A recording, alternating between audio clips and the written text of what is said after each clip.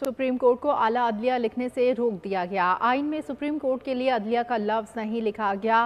Supreme court को आईन पाकिस्तान के मुताबिक सुप्रीम कोर्ट कहा जाए। चीफ जस्टिस काजी फाइज ईसा ने फैसला सुना दिया है। अहम खबर दे रहे हैं इस वक्त आपको अपडेट करें कि आइन में सुप्रीम कोर्ट के लिए अदलिया का लफ्ज नहीं लिखा गया है। सुप्रीम कोर्ट ने अदलिया लिखने से रोक दिया। आइन में सुप्रीम कोर्ट के लिए अदलिया का लफ्ज नहीं लिखा। सुप्रीम कोर्ट को आईन पाकिस्तान के मुताबिक सुप्रीम कोर्ट कहा जाए। चीफ जस्टिस काजी फाइज ईसा ने ये फैसला सुना दिया है। मज़ीद तफसीलात जानेंगे बोल न्यूज़ के नुमाइंदे इमरान वसीम से। जी इमरान वसीम।